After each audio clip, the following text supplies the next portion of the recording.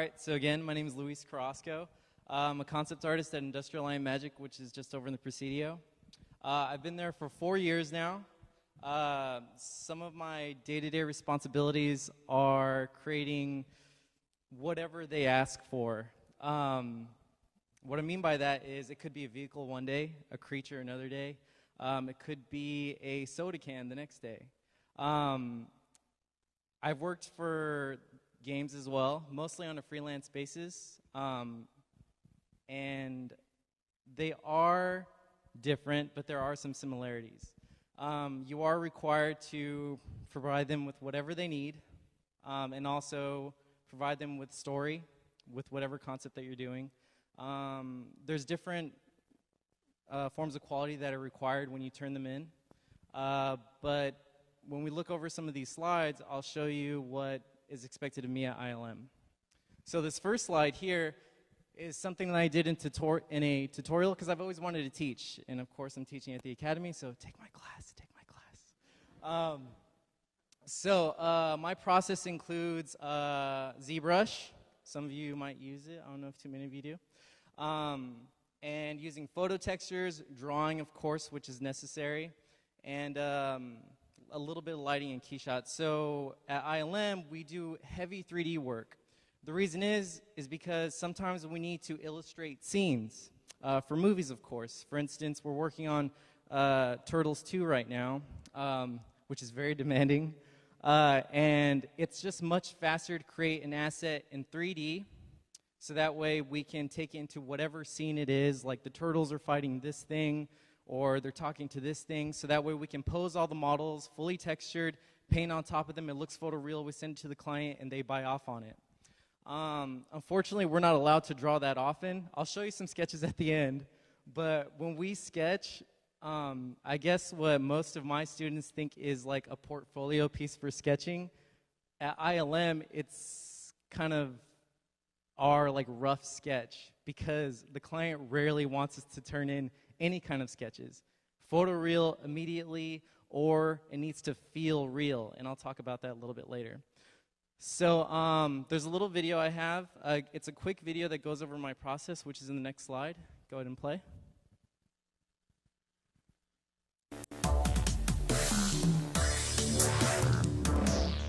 So my sketch, brought into ZBrush, and I'm sculpting over it.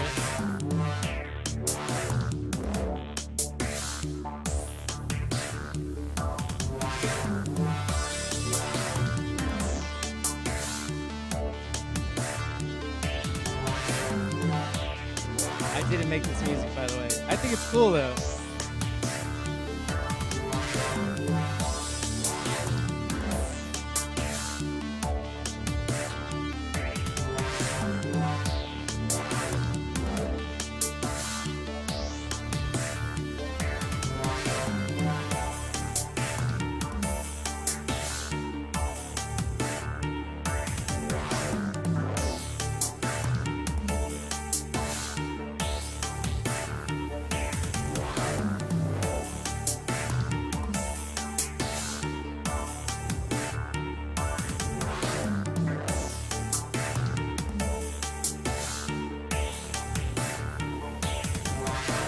It's always weird watching your own work. It's like, wow, I did that?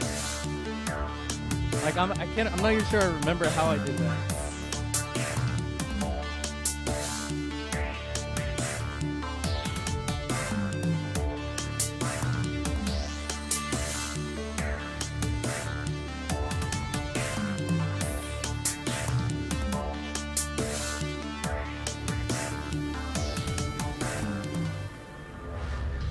Excuse the gnomon thing.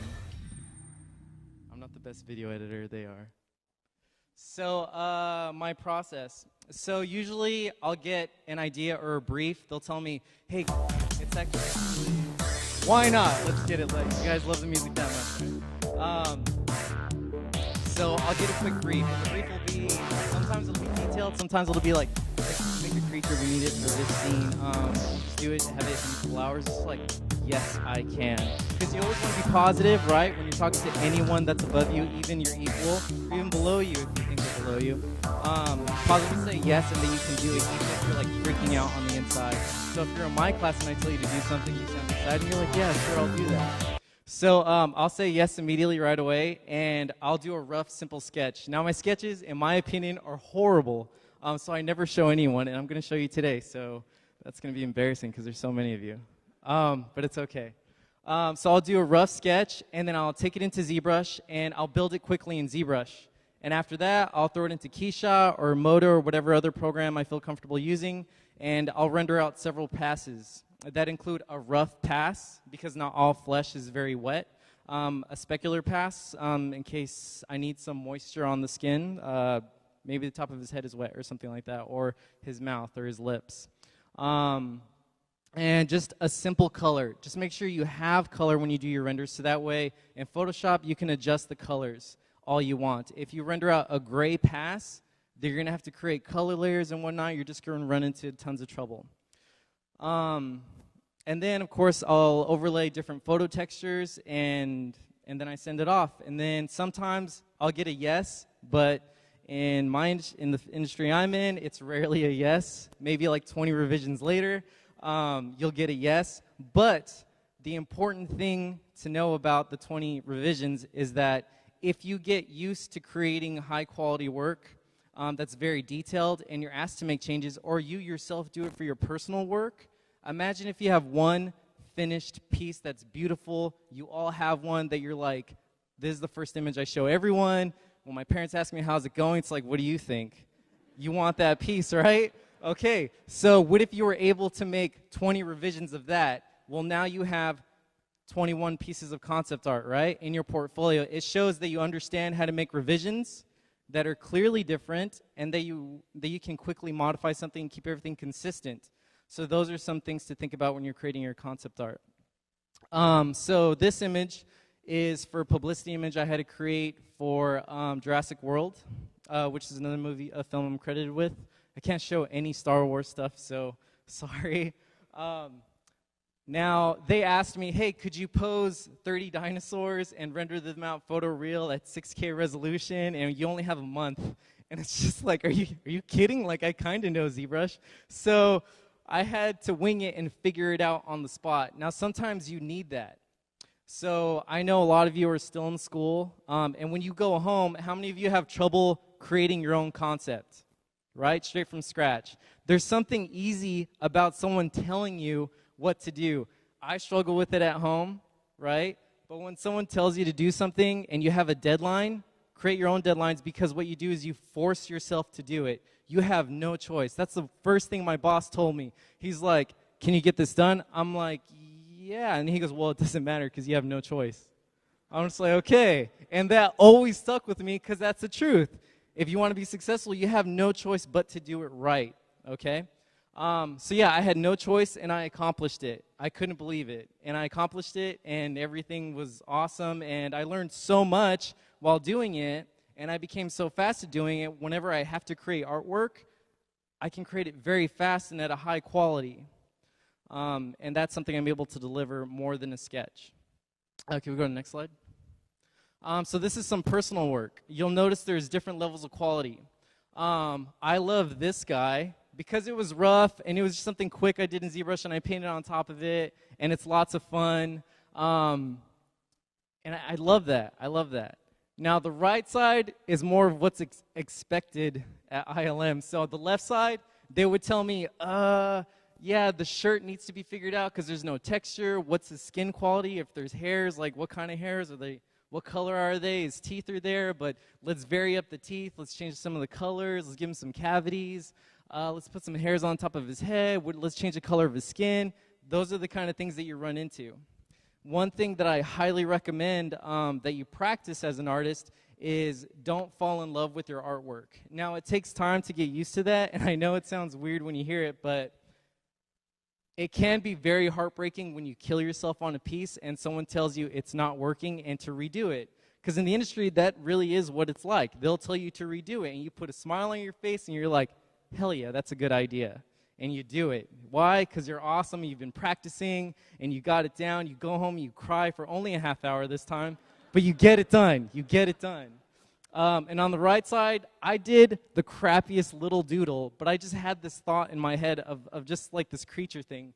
So I ZBrushed it really quick, and I rendered it out in Modo and threw some textures on it, but I wanted it to feel a little bit more photoreal because I never show people photoreal stuff in my portfolio, because when I work on my portfolio personally, I just like to do stuff that I like. I rarely do what I do at work, because when you get home, I'm sure you guys can relate, it's just like, oh my God, am I really going to sit down for like 4 or 6 hours and make this thing, make a whole nother thing like I did at work like 10 minutes ago?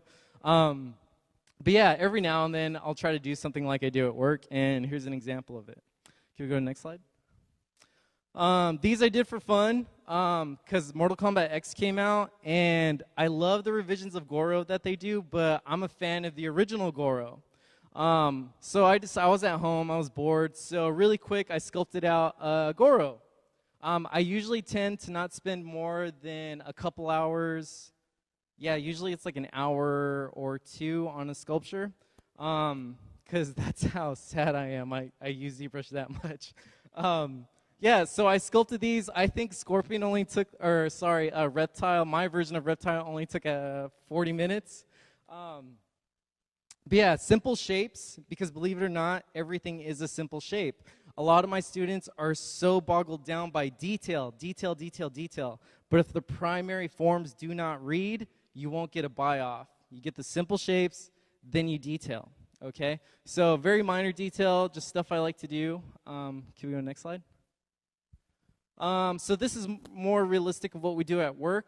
Some of the most important classes you can take here at the school, actually there was a class earlier before this started of film history. Take a look at foreign films. Because foreign films usually have smaller budgets, they really rely on story and composition, color and light, all of the good stuff.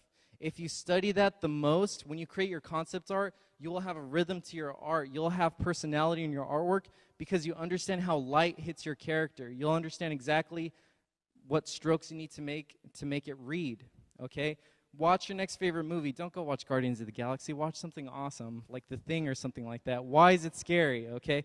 Mystery, light and shadow, right? They tell a story, right? They make you scared. What makes you scared? Look at your concept art and ask yourself, what is the personality of this artwork that I'm making? If there is no personality and you don't like it, I promise you your art director is not going to like it. Your parents are going to be like, cool, nice blob, that's awesome. I'm paying how much for this school and you're showing up with this?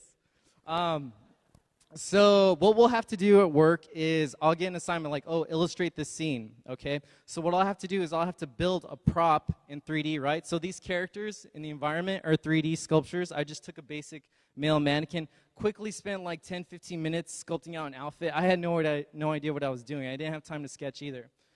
Built the asset really quick, and then built this environment. The environment obviously took me longer. It took, I think, an hour or two. So I built the 3D environment so that way I can render multiple shots. So that way I could get that done. Can we go to the next slide? So this is what that looks like. So now what do I have? I have an illustrated scene, correct, with the assets that I created. And then now I can present the characters I created also. So now I have two portfolio pieces, right? Because all I was doing was creating something for one piece, but now I can do multiple pieces with it. Can we go to the next slide? Another thing I like to do is I like to experiment, try different things, you know.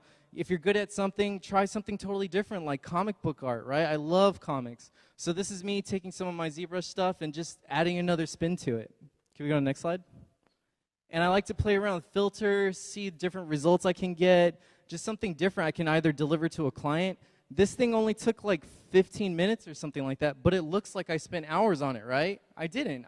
It was like 15 minutes, but it looks like I spent a lot of time because of the way I rendered it. Can we go to the next slide? Sorry, it's embarrassing. So these are some of the sketches I'll do. I'll just kind of create shapes. I'll have an idea in my head, quickly rough stuff out, little subtle details to kind of help me figure out what I'm going to do in the 3D model. And then I sculpted a guy in there for scale and also to add a little bit of mood and personality. Also the bottom, idea for scale, different creature, how big is it, what kind of details do I want? So yeah, that's how I work. I hope it was interesting.